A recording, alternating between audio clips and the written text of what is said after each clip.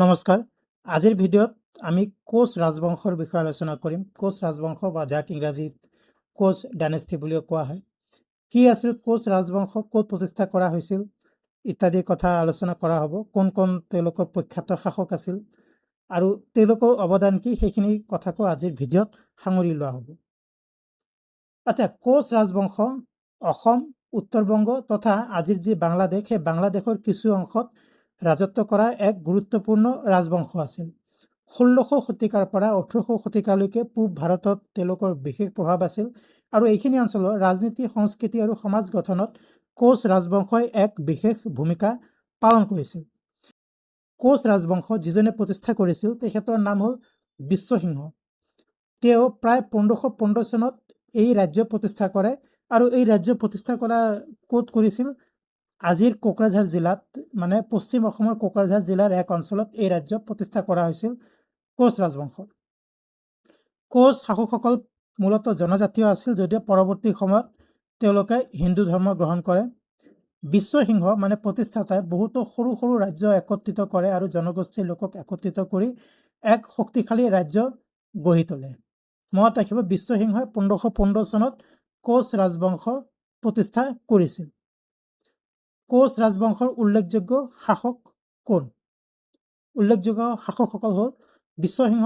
চন 1515 পৰা যেতিয়া প্ৰতিষ্ঠা কৰিছিল তেতিয়াৰ পৰা চন 1540লৈকে তেখেতে শাসন কৰিছিল। কোচ ৰাজ্যৰ প্ৰতিষ্ঠাতা বুলি কোৱা হৈছে।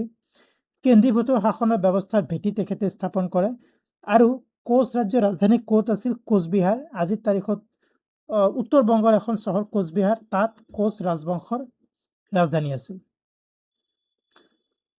আন এগৰাকী অতিশয় শক্তিশালী আৰু প্ৰসিদ্ধ ৰজা আছিল কোচ ৰাজবংশৰ, তেখেতৰ নাম হ'ল নৰনাৰায়ণ। চন 1540। আচ্ছা, এইখিনিতে এটা কথা উল্লেখ কৰিবলগীয়া যে নৰনাৰায়ণ আৰু তেখেতৰ ভাতৃ চিলাৰায় এই বিশ্বসিংহৰে পুত্ৰ আছিল দুজন। নৰনাৰায়ণ 1540 চনৰ পৰা 1586 চনলৈকে ৰাজত্ব কৰিছিলে। কোচ ৰাজবংশ আটাইতকৈ শক্তিশালী শাসক আছিল। এক দীৰ্ঘদিনীয়া সময় তেখেতে ৰাজত্ব কৰিছিল। সেই সময়ত ৰাজ্যৰ সীমা সৰ্বাধিক বিস্তৃত হয়।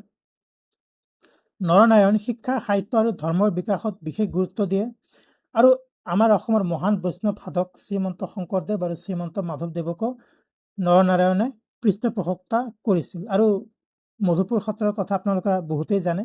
শ্ৰীমন্ত শংকৰদেৱে প্ৰতিষ্ঠা কৰিছিল আৰু তেখেতৰ মৃত্যু সেই মধুপুৰ সত্ৰতে হৈছিল, যি আজি কোচবিহাৰত আছে।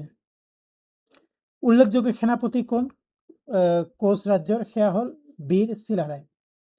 তেখেত নৰনাৰায়ণৰ ভাতৃ আছিল, বিখ্যাত সেনাপতি, আৰু বিশ্বসিংহৰ পুত্ৰ আছিল, আন এজন পুত্ৰ। অসমৰ নেপোলিয়ন বুলিও তেখেতক কোৱা হয়, কাৰণ তেখেতে বহুতো যুদ্ধ জয় কৰিছিল। আহোম, কছাৰী আৰু ত্ৰিপুৰাৰ বিৰুদ্ধে যুদ্ধত তেখেতে সফল অভিযান চলাইছিল। নৰনাৰায়ণ আৰু চিলাৰায়, এওঁলোকৰ বিষয়ে মই বেলেগকৈ ভিডিঅ' বনাম, কাৰণ তেওঁলোকৰ বিষয়ে বহুতো কথা আলোচনা কৰিবলগীয়া আছে। আজিৰ ভিডিঅ'ত বিশেষ তেওঁলোকৰ বিষয়ে বিস্তৃত আলোচনা কৰিব পৰা নাযাব, নহ'লে ভিডিঅ' আৰু বেছি দীঘলীয়া হ'ব। আচ্ছা, এতিয়া কোচ ৰাজবংশৰ বিভাজনো হয়। বিভাজনত দুটা ভাগত বিভক্ত হয়। এটা হ'ল কোচবিহাৰ পশ্চিম অংশ, আনটো হ'ল কোচ হাজো পূব অংশ। কোচ হাজো অসমত আছিল, কোচবিহাৰৰ বেছিভাগ উত্তৰ বংগ আৰু নামনি অসমত আছিল। এই বিভাজনে কোচ শক্তিক দুৰ্বল কৰি তোলে আৰু আহোম আৰু মোগলসকলৰ সৈতে কোচসকলৰ সংঘাতো বৃদ্ধি পায়। অসমৰ ফালৰ পৰা আহোমসকলৰ সৈতে সংঘাত বৃদ্ধি পায় আৰু সেই উত্তৰ বংগৰ ফালৰ পৰা, মানে কোচবিহাৰৰ ফালৰ পৰা মোগলসকলৰ সৈতে কোচবিহাৰৰ সংঘাত বৃদ্ধি পায়। কোচ হাজোৰ শাসক হিচাপে কাক প্ৰতিষ্ঠা কৰা হৈছিল? ৰঘুদেৱ। ৰঘুদেৱ কোন আছিল? সেই আমি বীৰ চিলাৰায়ৰ কথা যে ক'লো, সেই বীৰ চিলাৰায়ৰ পুত্ৰ আছিল সেই ৰঘুদেৱ। শাসন ব্যৱস্থা আৰু সংস্কৃতি। কোচ ৰাজবংশত বা কোচ ৰাজ্যত সামন্তবাদী শাসন পদ্ধতি অনুসৰণ কৰা হৈছিল। বৈষ্ণৱ ধৰ্মৰ বিস্তাৰত বিশেষ সহায় কৰিছিল তেওঁলোকে। মন্দিৰ নিৰ্মাণ আৰু সংস্কৃতিৰ বিকাশতো তেওঁলোকে উল্লেখযোগ্য ভূমিকা গ্ৰহণ কৰে। জনজাতীয় সংস্কৃতি আৰু ব্ৰাহ্মণ সংস্কৃতিৰ মাজত এক সেতু হিচাপে কোচ ৰাজবংশই কাম কৰিছিল। মানে জনজাতীয় সংস্কৃতিক ব্ৰাহ্মণ সংস্কৃতিৰ সৈতে সংযোগ কৰাত এক বিশেষ ভূমিকাও কোচ ৰজাসকলে গ্ৰহণ কৰে। কোচ ৰাজবংশৰ পতন হয় এটা সময়ত। ব্ৰিটিছৰ দিনলৈকে কোচ ৰাজবংশ আছিল, কিন্তু ব্ৰিটিছৰ সময়ত তেওঁলোক ব্ৰিটিছৰ এক অধীনৰ, যাক প্ৰিন্সলি ষ্টেট বুলি কোৱা হয়, দেশীয় ৰাজ্য হিচাপে দেশীয় ৰাজ্যত পৰিণত হয় ব্ৰিটিছৰ সময়ত। আভ্যন্তৰীণ বিবাদ আৰু উত্তৰাধিকাৰী সংকটে দেখা দিয়ে। আহোম আৰু মোগলৰ সৈতে সংঘাতৰ কাৰণে কোচ ৰাজবংশ দুৰ্বল হয়।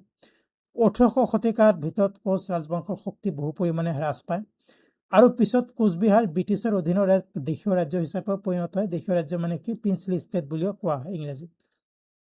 কোচ ৰাজবংশৰ ঐতিহাসিক গুৰুত্ব ক'ত? অসম আৰু উত্তৰ বংগৰ বৃহৎ অঞ্চল তেওঁলোকে একত্ৰিত কৰিছিল।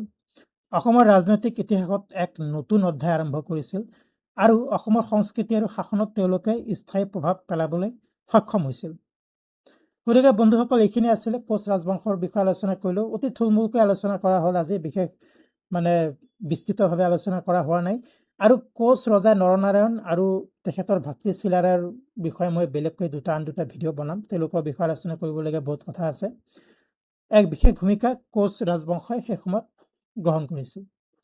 বন্ধুসকল, যদি ভিডিঅ'টো ভাল পাইছে প্লিজ লাইক কৰক, শ্বেয়াৰ কৰক। চেনেলটো যদি ছাবস্ক্ৰাইব কৰা নাই প্লিজ ছাবস্ক্ৰাইব কৰক। এনেধৰণৰ আন এটা গুৰুত্বপূৰ্ণ ভিডিঅ'ত অতি সোনকালে লগ পাম। ধন্যবাদ।